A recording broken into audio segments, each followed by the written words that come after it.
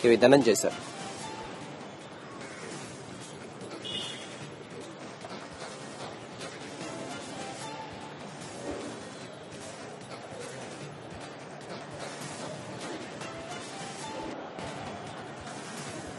ವಾದ ಏನು ಹಾಗಾದ್ರೆ? ಸರ್ಕಾರ ಯಾತಕ್ಕೋಸ್ಕರ ಏನೇನು ಅಬ್ಜೆಕ್ಷನ್ ಮಾಡ್ತಾ ಇದೆ, ಯಾತಕ್ಕೋಸ್ಕರ ರಾಜ್ಯಪಾಲರು ಆಕ್ಷೇಪಣೆ ಎತ್ತಿದ್ದಾರೆ ಅಂತ ನೋಡ್ತಾ ಹೋಗೋದಾದ್ರೆ, ಸರ್ಕಾರ ಏನ್ ವಾದ ಮಾಡ್ತಾ ಇದೆ ಅಂತ, ರಾಜ್ಯಪಾಲರ ಭಾಷಣ ತಯಾರು ಮಾಡಿ ಆಗ್ಬಿಟ್ಟಿದೆ, ಇಲ್ಲಿವರೆಗೆ ಭಾಷಣ ಬದಲಾವಣೆ ಬಗ್ಗೆ ಸೂಚನೆ ಇಲ್ಲ, ರಾಜ್ಯಪಾಲರು ಯಾವುದೇ ಅಧಿಕೃತ ಸೂಚನೆ ಕೊಟ್ಟಿಲ್ಲ, ಬದಲಾವಣೆ ಮಾಡಬೇಕು ಅಂದ್ರೆ ಕ್ಯಾಬಿನೆಟ್ ಅಲ್ಲೇ ಬದಲಾವಣೆ ಮಾಡಬೇಕು, ಒಂದ್ಸರಿ ರಾಜ್ಯಪಾಲರ ಭಾಷಣ ತಯಾರಾಗ್ಬಿಟ್ಟಿದೆ, ಅದೀಗ ಬದಲಾವಣೆ ಆಗಬೇಕು ಅಂದ್ರೆ ಕ್ಯಾಬಿನೆಟ್ ಅಲ್ಲೇ ಬದಲಾವಣೆ ಆಗಬೇಕು, ಭಾಷಣ ಯಥಾವತ್ ಇರಲಿ ಅನ್ನೋದು ಸರ್ಕಾರದ ನಿಲುವು. ಸೊ ಈ ಭಾಷಣದಲ್ಲಿ ರಾಜ್ಯಪಾಲರಿಗೆ ಆಕ್ಷೇಪಾರ್ಹವಾಗಿ ಕಾಣ್ತಾ ಇರತಕ್ಕಂಥ ಅಂಶಗಳು ಯಾವುದು ಅಂತಂದ್ರೆ, ಈ ಜಿ ಮಸೂದೆಯ ಕುರಿತಾಗಿ, ಕೇಂದ್ರ ಸರ್ಕಾರ ತಂದಿರತಕ್ಕಂಥ ಜಿ ಮಸೂದೆಯ ಕುರಿತಾಗಿ ರಾಜ್ಯ ಸರ್ಕಾರ ಹಲವು ಸಾಲುಗಳನ್ನು ಸೇರಿಸಿರ್ತಕ್ಕಂಥದ್ದು. ಆ ಮಸೂದೆ ಜನಪರವಲ್ಲ, ಆ ಮಸೂದೆ ದೇಶದ ಹಿತಾಸಕ್ತಿಯ ವಿರುದ್ಧವಾಗಿದೆ, ಆ ಮಸೂದೆ ಗ್ರಾಮೀಣ ಜನಗಳ ಉದ್ಯೋಗವನ್ನ ಕಿತ್ತುಕೊಳ್ತಾ ಇದೆ, ಹೀಗೆ ಅನೇಕ ಅಂಶಗಳನ್ನ ಆ ಮಸೂದೆಯ ಕುರಿತಾಗಿ ಇವರೇನ್ ಖಂಡನಾ ನಿರ್ಣಯ ಮಾಡೋದಕ್ಕೆ ಹೊರಟಿದ್ದಾರೆ ಅದರ ಪ್ರಕಾರವಾಗಿ ಹಾಕಿದ್ದಾರೆ. ಅದನ್ನ ರಾಜ್ಯಪಾಲರು ಇದು ಆಕ್ಷೇಪಾರ್ಹ, ಇದನ್ನ ತೆಗೆದುಹಾಕಿ ಅಂತ ಕೇಳ್ತಾ ಇದ್ದಾರೆ.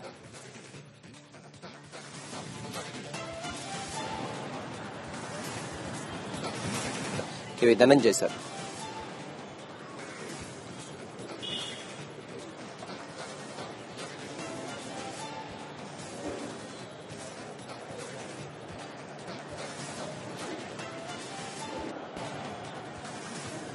ವಾದ ಏನು ಹಾಗಾದ್ರೆ?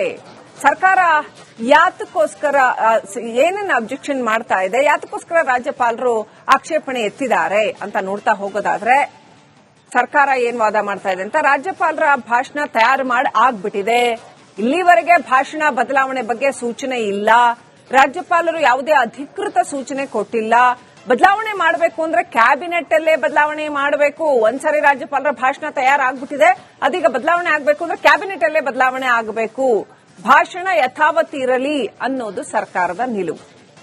ಸೊ ಈ ಭಾಷಣದಲ್ಲಿ ರಾಜ್ಯಪಾಲರಿಗೆ ಆಕ್ಷೇಪಾರ್ಹವಾಗಿ ಕಾಣ್ತಾ ಇರತಕ್ಕಂಥ ಅಂಶಗಳು ಯಾವುದು ಅಂತಂದ್ರೆ, ಈ ಜಿ ಮಸೂದೆಯ ಕುರಿತಾಗಿ, ಕೇಂದ್ರ ಸರ್ಕಾರ ತಂದಿರತಕ್ಕಂಥ ಜಿ ಮಸೂದೆಯ ಕುರಿತಾಗಿ ರಾಜ್ಯ ಸರ್ಕಾರ ಹಲವು ಸಾಲುಗಳನ್ನು ಸೇರಿಸಿರ್ತಕ್ಕಂಥದ್ದು. ಆ ಮಸೂದೆ ಜನಪರವಲ್ಲ, ಆ ಮಸೂದೆ ದೇಶದ ಹಿತಾಸಕ್ತಿಯ ವಿರುದ್ಧವಾಗಿದೆ, ಆ ಮಸೂದೆ ಗ್ರಾಮೀಣ ಜನಗಳ ಉದ್ಯೋಗವನ್ನ ಕಿತ್ತುಕೊಳ್ತಾ ಇದೆ, ಹೀಗೆ ಅನೇಕ ಅಂಶಗಳನ್ನ ಆ ಮಸೂದೆಯ ಕುರಿತಾಗಿ ಇವರೇನ್ ಖಂಡನಾ ನಿರ್ಣಯ ಮಾಡೋದಕ್ಕೆ ಹೊರಟಿದ್ದಾರೆ ಅದರ ಪ್ರಕಾರವಾಗಿ ಹಾಕಿದ್ದಾರೆ. ಅದನ್ನ ರಾಜ್ಯಪಾಲರು ಇದು ಆಕ್ಷೇಪಾರ್ಹ, ಇದನ್ನ ತೆಗೆದುಹಾಕಿ ಅಂತ ಕೇಳ್ತಾ ಇದ್ದಾರೆ.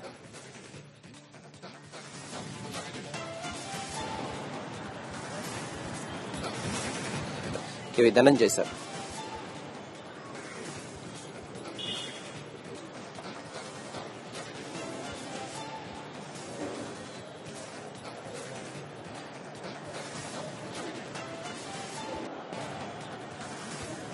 ವಾದ ಏನು ಹಾಗಾದ್ರೆ? ಸರ್ಕಾರ ಯಾತಕ್ಕೋಸ್ಕರ ಏನೇನು ಅಬ್ಜೆಕ್ಷನ್ ಮಾಡ್ತಾ ಇದೆ, ಯಾತಕ್ಕೋಸ್ಕರ ರಾಜ್ಯಪಾಲರು ಆಕ್ಷೇಪಣೆ ಎತ್ತಿದ್ದಾರೆ ಅಂತ ನೋಡ್ತಾ ಹೋಗೋದಾದ್ರೆ, ಸರ್ಕಾರ ಏನ್ ವಾದ ಮಾಡ್ತಾ ಇದೆ ಅಂತ, ರಾಜ್ಯಪಾಲರ ಭಾಷಣ ತಯಾರು ಮಾಡಿ ಆಗ್ಬಿಟ್ಟಿದೆ, ಇಲ್ಲಿವರೆಗೆ ಭಾಷಣ ಬದಲಾವಣೆ ಬಗ್ಗೆ ಸೂಚನೆ ಇಲ್ಲ, ರಾಜ್ಯಪಾಲರು ಯಾವುದೇ ಅಧಿಕೃತ ಸೂಚನೆ ಕೊಟ್ಟಿಲ್ಲ, ಬದಲಾವಣೆ ಮಾಡಬೇಕು ಅಂದ್ರೆ ಕ್ಯಾಬಿನೆಟ್ ಅಲ್ಲೇ ಬದಲಾವಣೆ ಮಾಡಬೇಕು, ಒಂದ್ಸರಿ ರಾಜ್ಯಪಾಲರ ಭಾಷಣ ತಯಾರಾಗ್ಬಿಟ್ಟಿದೆ, ಅದೀಗ ಬದಲಾವಣೆ ಆಗಬೇಕು ಅಂದ್ರೆ ಕ್ಯಾಬಿನೆಟ್ ಅಲ್ಲೇ ಬದಲಾವಣೆ ಆಗಬೇಕು, ಭಾಷಣ ಯಥಾವತ್ ಇರಲಿ ಅನ್ನೋದು ಸರ್ಕಾರದ ನಿಲುವು. ಸೊ ಈ ಭಾಷಣದಲ್ಲಿ ರಾಜ್ಯಪಾಲರಿಗೆ ಆಕ್ಷೇಪಾರ್ಹವಾಗಿ ಕಾಣ್ತಾ ಇರತಕ್ಕಂಥ ಅಂಶಗಳು ಯಾವುದು ಅಂತಂದ್ರೆ, ಈ ಜಿ ಮಸೂದೆಯ ಕುರಿತಾಗಿ, ಕೇಂದ್ರ ಸರ್ಕಾರ ತಂದಿರತಕ್ಕಂಥ ಜಿ ಮಸೂದೆಯ ಕುರಿತಾಗಿ ರಾಜ್ಯ ಸರ್ಕಾರ ಹಲವು ಸಾಲುಗಳನ್ನು ಸೇರಿಸಿರ್ತಕ್ಕಂಥದ್ದು. ಆ ಮಸೂದೆ ಜನಪರವಲ್ಲ, ಆ ಮಸೂದೆ ದೇಶದ ಹಿತಾಸಕ್ತಿಯ ವಿರುದ್ಧವಾಗಿದೆ, ಆ ಮಸೂದೆ ಗ್ರಾಮೀಣ ಜನಗಳ ಉದ್ಯೋಗವನ್ನ ಕಿತ್ತುಕೊಳ್ತಾ ಇದೆ, ಹೀಗೆ ಅನೇಕ ಅಂಶಗಳನ್ನ ಆ ಮಸೂದೆಯ ಕುರಿತಾಗಿ ಇವರೇನ್ ಖಂಡನಾ ನಿರ್ಣಯ ಮಾಡೋದಕ್ಕೆ ಹೊರಟಿದ್ದಾರೆ ಅದರ ಪ್ರಕಾರವಾಗಿ ಹಾಕಿದ್ದಾರೆ. ಅದನ್ನ ರಾಜ್ಯಪಾಲರು ಇದು ಆಕ್ಷೇಪಾರ್ಹ, ಇದನ್ನ ತೆಗೆದುಹಾಕಿ ಅಂತ ಕೇಳ್ತಾ ಇದ್ದಾರೆ.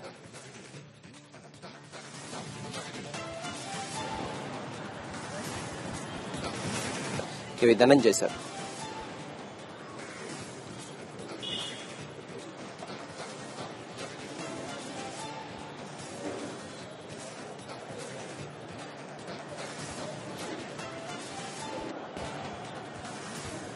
ವಾದ ಏನು ಹಾಗಾದ್ರೆ? ಸರ್ಕಾರ ಯಾತಕ್ಕೋಸ್ಕರ ಏನನ್ನ ಅಬ್ಜೆಕ್ಷನ್ ಮಾಡ್ತಾ ಇದೆ, ಯಾತಕ್ಕೋಸ್ಕರ ರಾಜ್ಯಪಾಲರು ಆಕ್ಷೇಪಣೆ ಎತ್ತಿದ್ದಾರೆ ಅಂತ ನೋಡ್ತಾ ಹೋಗೋದಾದ್ರೆ, ಸರ್ಕಾರ ಏನ್ ವಾದ ಮಾಡ್ತಾ ಇದೆ ಅಂತ, ರಾಜ್ಯಪಾಲರ ಭಾಷಣ ತಯಾರು ಮಾಡಿ ಆಗ್ಬಿಟ್ಟಿದೆ, ಇಲ್ಲಿವರೆಗೆ ಭಾಷಣ ಬದಲಾವಣೆ ಬಗ್ಗೆ ಸೂಚನೆ ಇಲ್ಲ, ರಾಜ್ಯಪಾಲರು ಯಾವುದೇ ಅಧಿಕೃತ ಸೂಚನೆ ಕೊಟ್ಟಿಲ್ಲ, ಬದಲಾವಣೆ ಮಾಡಬೇಕು ಅಂದ್ರೆ ಕ್ಯಾಬಿನೆಟ್ ಅಲ್ಲೇ ಬದಲಾವಣೆ ಮಾಡಬೇಕು, ಒಂದ್ಸರಿ ರಾಜ್ಯಪಾಲರ ಭಾಷಣ ತಯಾರಾಗ್ಬಿಟ್ಟಿದೆ, ಅದೀಗ ಬದಲಾವಣೆ ಆಗಬೇಕು ಅಂದ್ರೆ ಕ್ಯಾಬಿನೆಟ್ ಅಲ್ಲೇ ಬದಲಾವಣೆ ಆಗಬೇಕು, ಭಾಷಣ ಯಥಾವತ್ ಇರಲಿ ಅನ್ನೋದು ಸರ್ಕಾರದ ನಿಲುವು. ಸೊ ಈ ಭಾಷಣದಲ್ಲಿ ರಾಜ್ಯಪಾಲರಿಗೆ ಆಕ್ಷೇಪಾರ್ಹವಾಗಿ ಕಾಣ್ತಾ ಇರತಕ್ಕಂಥ ಅಂಶಗಳು ಯಾವುದು ಅಂತಂದ್ರೆ, ಈ ಜಿ ಮಸೂದೆಯ ಕುರಿತಾಗಿ, ಕೇಂದ್ರ ಸರ್ಕಾರ ತಂದಿರತಕ್ಕಂಥ ಜಿ ಮಸೂದೆಯ ಕುರಿತಾಗಿ ರಾಜ್ಯ ಸರ್ಕಾರ ಹಲವು ಸಾಲುಗಳನ್ನು ಸೇರಿಸಿರ್ತಕ್ಕಂಥದ್ದು. ಆ ಮಸೂದೆ ಜನಪರವಲ್ಲ, ಆ ಮಸೂದೆ ದೇಶದ ಹಿತಾಸಕ್ತಿಯ ವಿರುದ್ಧವಾಗಿದೆ, ಆ ಮಸೂದೆ ಗ್ರಾಮೀಣ ಜನಗಳ ಉದ್ಯೋಗವನ್ನ ಕಿತ್ತುಕೊಳ್ತಾ ಇದೆ, ಹೀಗೆ ಅನೇಕ ಅಂಶಗಳನ್ನ ಆ ಮಸೂದೆಯ ಕುರಿತಾಗಿ ಇವರೇನ್ ಖಂಡನಾ ನಿರ್ಣಯ ಮಾಡೋದಕ್ಕೆ ಹೊರಟಿದ್ದಾರೆ ಅದರ ಪ್ರಕಾರವಾಗಿ ಹಾಕಿದ್ದಾರೆ. ಅದನ್ನ ರಾಜ್ಯಪಾಲರು ಇದು ಆಕ್ಷೇಪಾರ್ಹ, ಇದನ್ನ ತೆಗೆದುಹಾಕಿ ಅಂತ ಕೇಳ್ತಾ ಇದ್ದಾರೆ.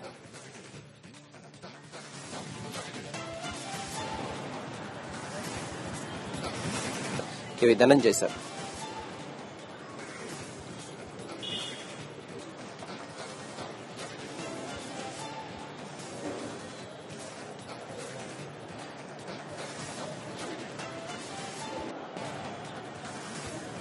ವಾದ ಏನು ಹಾಗಾದ್ರೆ?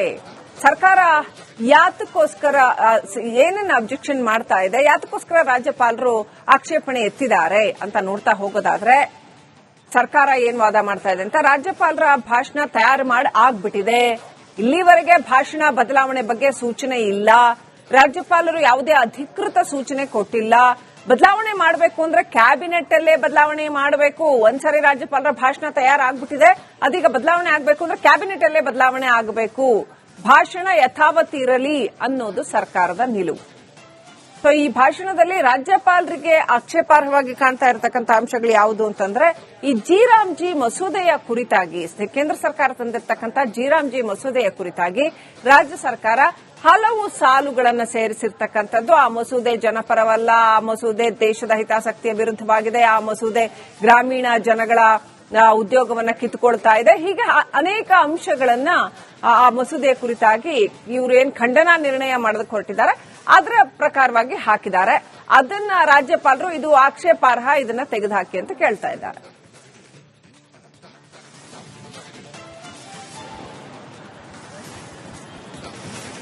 ಕೆ.ವಿ. ಧನಂಜಯ್ ಸರ್.